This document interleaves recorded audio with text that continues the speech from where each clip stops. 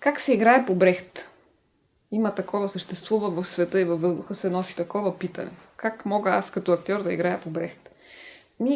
Простият отговор е, че не можеш да играеш по Брехт. Не защото извинявам се, не защото вие като актьор не сте добър актьор и не можете да правите някакви неща, а защото Брехт не създава методология за конкретен вид актьорска игра, а създава една цяла операционна система, така да го кажем, за която да позволява на театъра да функционира по един много определен начин.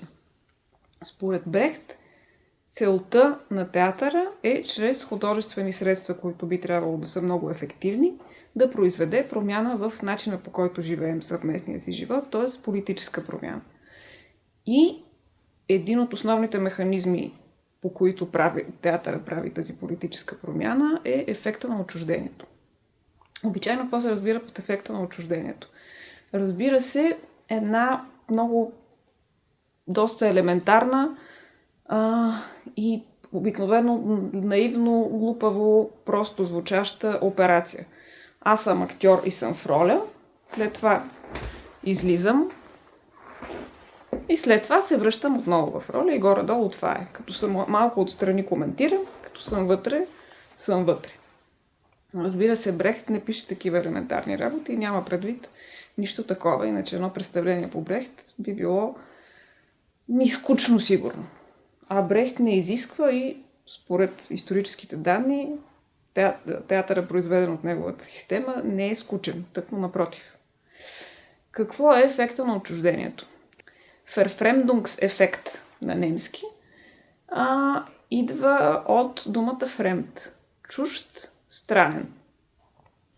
На български обаче ефекта на отчуждението съдържа като че ли някакви други асоциации. Съдържа асоциацията за това, че нещо се отчуждава, нещо някому бива отнето. Има усещане за дистанция, за отдалечаване, за отнемане, за нещо насилствено. В оригинала си обаче думата съдържа идеята за чужд по-скоро в смисъла и на странен. Защо? Има някаква ситуация, в която едни хора живеят заедно. Както всички ние, като общност. Или множество общности, в които се намираме. И в тази общност някакви неща седат по един начин, който не е правилен, не е справедлив. Едни хора страдат, защото други хора искат да се възползват от тяхното страдание.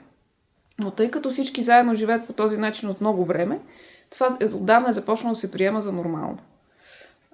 В един глобален аспект, ако го погледнем, може да кажем следното.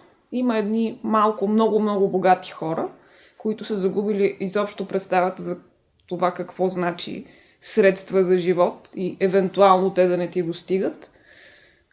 И едни други хора, които са мнозинството, които имат много ясна представа какво значи средства за живот и да не ти достигат. И една друга много голяма маса, която е под ръба на оцеляването.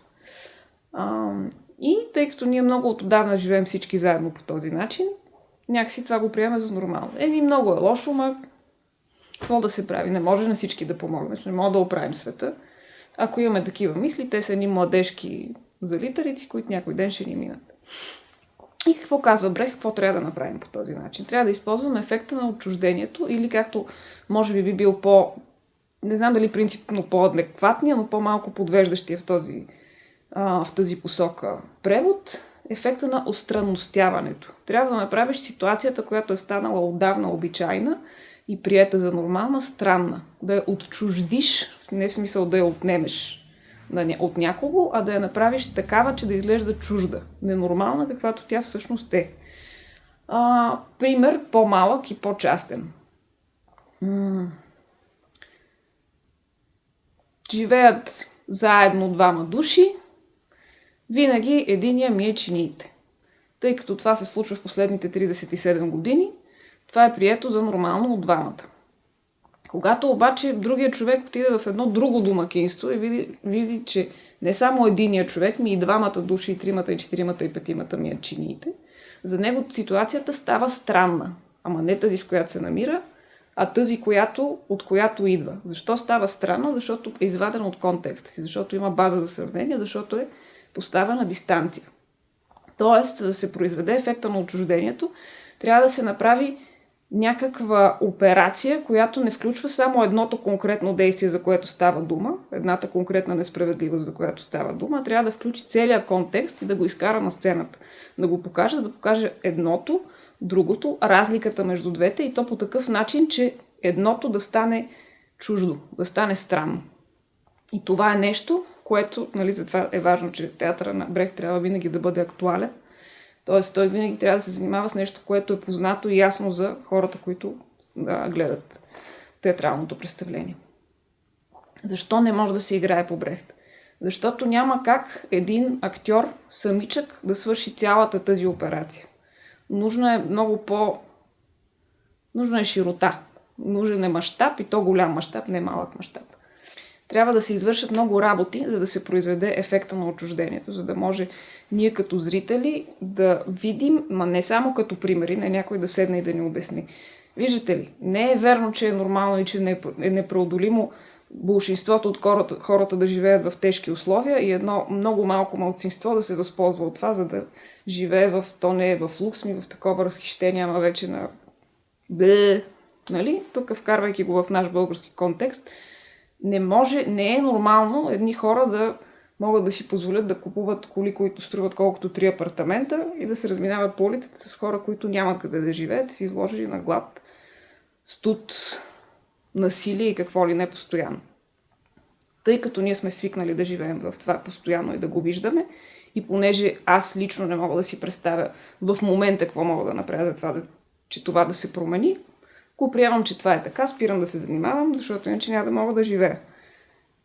Ефектът на отчуждението е построен така, че да може в една театрална ситуация по интересен и обличащ начин да ми покаже тази ситуация така, че аз да разбера, ама не по простия начин, да ми се каже това е така и това е така, ама това не е правилно и може да се направи нещо по въпроса, а да ме накара някакси, вкарвайки ме вътре в ситуацията, да осъзная причините, поради които се е стигнало до това и че това не е някакво вечно изначално и принципно положение на нещата и че то може да бъде променено и че се изискват човешки усилие и желание, за да се свърши и това е. Нищо друго, освен усилие и желание. Не трябва. Оттам нататък следват някакви допълнителни обстоятелства, но те са по-малките. Те са вече координация, преборване с разни обстоятелства и други. За да прави такъв вид театър човек, трябва да бъде много добре осведомен. Няма как това да бъде простата идея за да играеш по Брехт, влизам и излизам от персонажа и правя някакви прости работи. Тъкмо напротив, театъра на Брехт, ако е направен така както го е мислил и правил Брехт, е изключително сложна операция, която освен това произвежда един не интелектуалничещ, по-скоро псевдоинтелектуален позорски театър за елита, а произвежда едно зрелищно, въздействащо представление, което действа на много нива на своя зрител.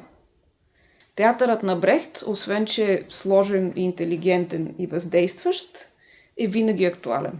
Няма как театъра на Брехт да устарее, въпреки че днес, в днешен контекст, като се каже, че нещо е по Брехт, хората си представят някакъв объркан комунист от миналото, дето е правил някакъв театър, дето вече като го видиш, нали, някакви плакатни истории. Брехт няма как да спре да бъде актуален, той става всъщност все по-актуален и все по-необходим.